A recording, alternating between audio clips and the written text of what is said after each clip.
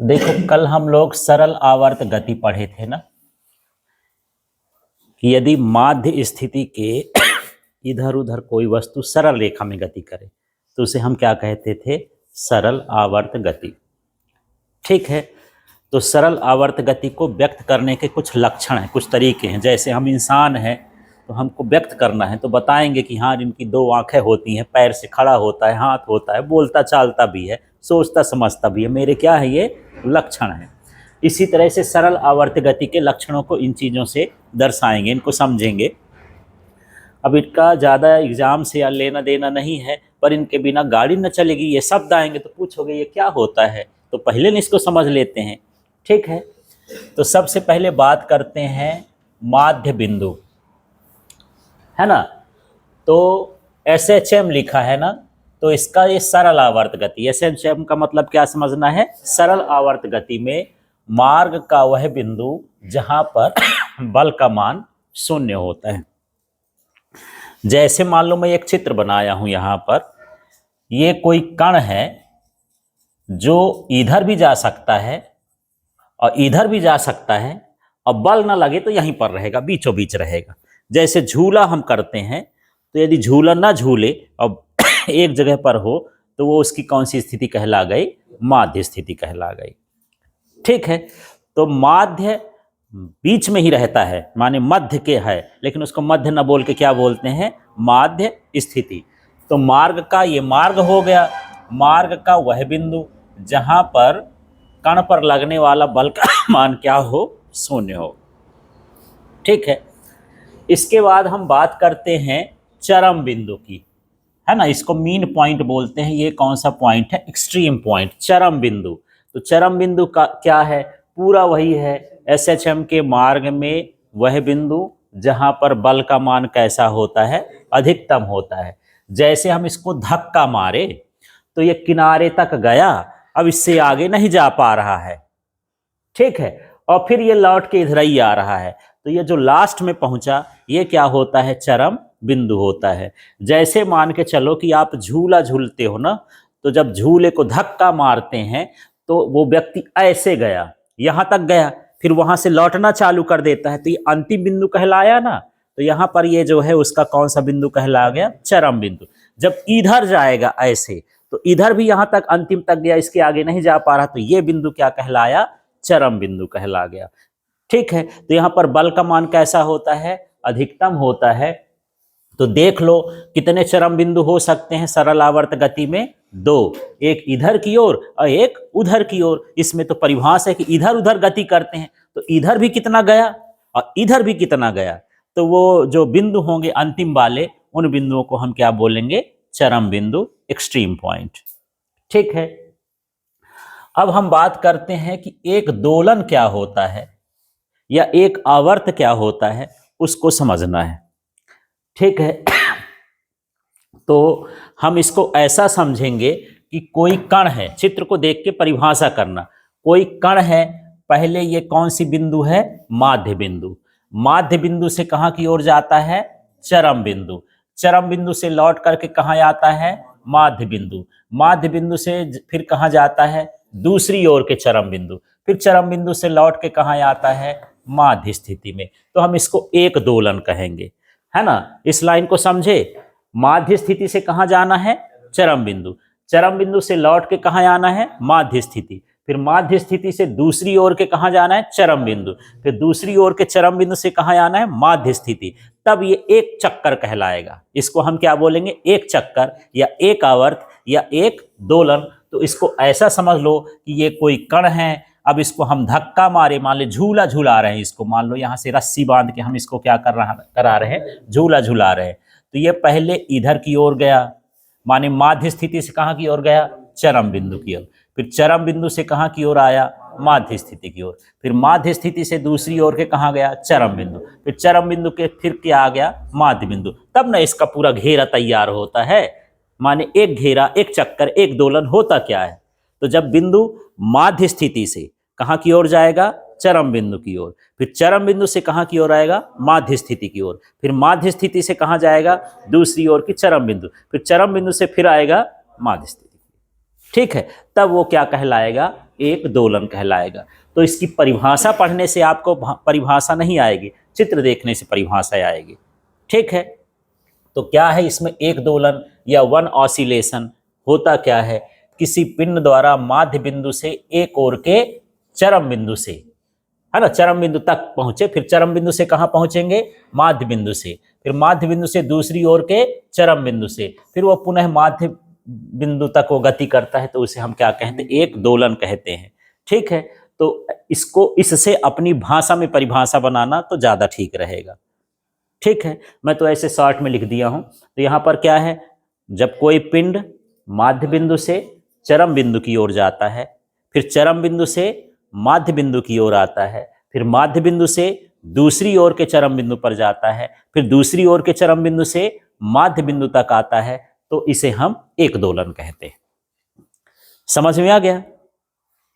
इसके बाद हम बात करते हैं कि ये दोलन काल या आवर्त काल या टाइम पीरियड होता क्या है। ठीक है, तो एक दोलन या एक आवर्त या एक चक्कर, यहां चक्कर भी लिख सकते हो, पूरा करने में लगा समय क्या कहलाता है? दोलन काल, आवर्त काल। ठीक है, इसे किससे दर्शाते हैं? कैपिटल टी से दर्शाएंगे, और इसका जो मात्रक होगा वो क्या होता है? सेकंड होता है। पर इसका मतलब ये है कि अभी मैं बोला कि कोई कर माध्य बिंदु से चरम बिंदु की ओर, चरम बिंदु से माध्य बिंदु की ओर, फिर माध्य बिंदु से दूसरी ओर के चरम बिंदु की ओर, फिर दूसरी ओर के चरम बिंदु से माध्य बिंदु की ओर आता है, तो इतने में उसको टाइम लगेगा ना। ये एक चक्कर कहला गया, एक दोलन कहला गया। तो इस दोलन को पूरा करने में लगा समय ही क्या कहलाएगा? दोलन काल कहलाएगा। जैसे मैं यहाँ पर पूछूं कि घड़ी में जो सेकंड का कांटा है उसका दोलन काल बताओ, तो सेकंड का कांटा एक चक्कर कितने टाइम में पूरा करेगा? 60 सेकंड में। तो उसका दोलन काल कितना हो गया? 60 सेकंड हो गया।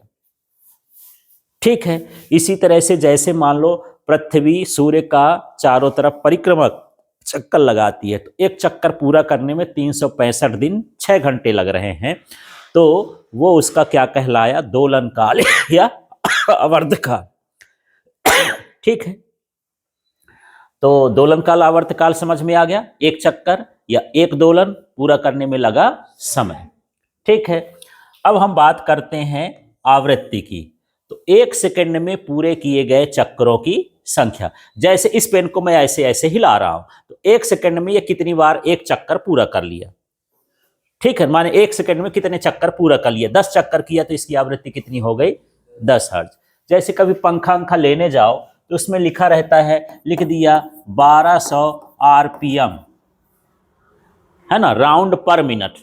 इसका मतलब क्या है? राउंड पर मिनट। कभी लिखा रहता है, अब इसको सेकंड में बदल देंगे तो 1200, और यहाँ पर मिनट को सेकंड में बदलोगे तो क्या हो जाएगा? 60। तो कितना हो गया?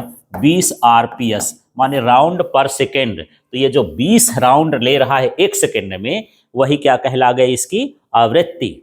कि एक सेकंड में कितना चक्कर लगा रहा है? ये 20, है ना। जो हमारे मिक्सी उक्सी की जो फास्ट मोटर चलती हैं जल्दी जल्दी, है ना, उसको हम इसी से देखते हैं। या हम टाइल्स काटने वाली मशीन देख ले, या लकड़ी काटने वाली मशीन देख ले, बहुत जल्दी वो राउंड होती हैं। कभी उसमें देखना, उसमें लिखा होगा आरपीएम या आरपीएस की, तो उससे ये पता चलता है कि एक मिनट में कितना चक्कर ये लगा सकता है। तो वो किसको बता रहा है? आवृत्ति को। वो क्या बताता है? आवृत्ति को। तो एक सेकंड में पूरे किए गए चक्रों की संख्या या दोलनों की संख्या या आवर्तों की संख्या को हम क्या बोलते हैं? आवृत्ति बोलते हैं। ठीक है, समझ में आ गया आवृत्ति? तो क्या हो गया आवृत्ति? एक सेकंड में पूरे किए गए दोलनों, आवर्तों या चक्रों की संख्या को आवृत्ति कहते हैं। इसे किससे दर्शाते हैं? एन से, या किससे? ये एफ से, तिरछा एफ रहेगा। ठीक है, या फिर इसको किससे दर्शाते हैं? ये है न्यू, है ना। ये जो भी है, इसको इस तरह से, जो स्मॉल भी होता है उसको इस तरह से मोड़ देना है ना। और इसको बोलते हैं एन यू, पढ़ेंगे क्या पढ़ेंगे? न्यू। ये क्या है? न्यू, है ना। एक ऐसा भी आता है जो यू जैसे रहता है, एम जैसे, इसको पढ़ते हैं म्यू। ये माँ से चालू होता है, ये ना से चालू होता है। ठीक है, तो आवृत्ति को किससे लिखेंगे? न्यू से। ठीक है, इसका जो मात्रक होता है वो क्या होता है?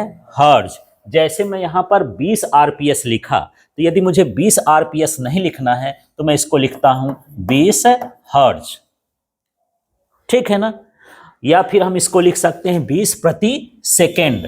पर सेकेंड तो वैसे लिखा, प्रति सेकेंड का मतलब बटे में सेकेंड, और सेकेंड के ऊपर लिखोगे तो सेकेंड का क्या हो जाएगा, इन्वर्स हो जाएगा, ठीक है। यदि हम इनका संबंध देखें कि आवृत्ति और आवर्तकाल में क्या संबंध है, तो न्यू बराबर क्या होता है 1/t। पीछे जब हम घूर्णन वाला चैप्टर पढ़े थे तो वहां निकाल लिए थे, है ना। बस इतना भर यहाँ सूत्र भर जान लेना है। अब हम बात करते हैं विस्थापन की, कि ये विस्थापन क्या है। तो किसी क्षण माध्य स्थिति से कण की स्थिति की दूरी को क्या कहा जाता है, विस्थापन। थोड़ा सा इस चित्र में आना तो इसको समझते हैं। जैसे मान के चलो कि ये मेरे पास एक कण है, ठीक है। अब ये 1 सेकंड में यहां पास पहुंच गया, यहां पास, और यहां से यहां तक की दूरी मान के चलते हैं कि ये 2 सेंटीमीटर है। तो इसका विस्थापन कितना हो गया, 2 सेंटीमीटर, है ना। माध्य स्थिति से किसी क्षण, टाइम भी बोल देना, माध्य स्थिति से किसी क्षण वस्तु की स्थिति को बताने वाला या पिंड को स्थिति बताने वाली दूरी को हम क्या बोलेंगे, विस्थापन। विस्थापन समझ में आया। थोड़ा क्या बोलेंगे, माध्य स्थिति से फिर किसी क्षण वस्तु की या पिंड की स्थिति की दूरी, है ना, को क्या कहेंगे, विस्थापन कहेंगे, ठीक है। तो ये विस्थापन होता है। इसके बाद हम बात करते हैं आयाम की। तो माध्य स्थिति से एक और अधिकतम विस्थापन को, जैसे ये यहां से तो चल ही रहा है, 1 सेकंड में यहां पहुंचा, 2 सेकंड में यहां पहुंच गया, अब इसके आगे जा ही नहीं पा रहा है, अब इसका टाइम हो गया कि भाई अब लौटना है, स्वर्ग का खेल खत्म है, नरक में ही चले दोबारा से, ठीक है। ये फिर से यहाँ की ओर क्या करता है, लौट के आने की कोशिश करता है। तो ये अधिकतम विस्थापन हो गया कि इससे आगे ये नहीं जा सकता है। इस अधिकतम विस्थापन को हम क्या बोलेंगे, आयाम। मान लो यहाँ से यहाँ तक उसको 4 सेंटीमीटर जाने में लगा, 4 सेंटीमीटर के बाद वो नहीं जा पा रहा है, तो हम उसको बोलेंगे कि ये क्या है, आयाम। तो आयाम दोनों तरफ होता है, इधर भी होता है और इधर भी होता है। एक को हम लिख देते हैं a और दूसरे को लिख देंगे -a, विपरीत दिशा वाले को, ठीक है। तो इस तरह से आयाम कितने हो जाएंगे। तो यही पर है विस्थापन में ही, विस्थापन के आगे क्या जोड़ दोगे, अधिकतम विस्थापन। तो माध्य स्थिति से एक ओर के अधिकतम विस्थापन को क्या कहा जाता है, आयाम। चाहे हम इधर का ओर ले लें चाहे उधर का ओर ले लें, किसी साइड का हम ले लें, ठीक है। तो उसे विस्थापन कहेंगे। और विस्थापन को क्या बोलते हैं, एम्पलीट्यूड। इसके बाद हम फेज की बात करते हैं। कला, कला माने एक तरह से यहाँ पर कोण, है ना। जब वो चलता रहेगा तो उसका कोण बदलता रहता है, ठीक है। तो किसी क्षण कण का कोणीय विस्थापन किसको व्यक्त करता है, कला को। तो ओमेगा = θ/t होता है। कोणीय वेग हम पहले पढ़ चुके हैं, कोणीय विस्थापन बटे समय होता है। थीटा बराबर क्या हो जाएगा, ω/t। इस तरह से किसको व्यक्त करता है, कला को, ये फेज को व्यक्त करता है। ये सारी चीजें हैं। तो ये छोटे छोटे, जैसे आपसे पूछ देता है कि आवर्तकाल क्या है, इसमें आवृत्ति क्या है, ये 2 चीजें इंपॉर्टेंट है। और तीसरा ये क्या है, आयाम क्या है, ये अलग से परीक्षा में 1-1 नंबर 2-2 नंबर में पूछ देता है, ठीक है।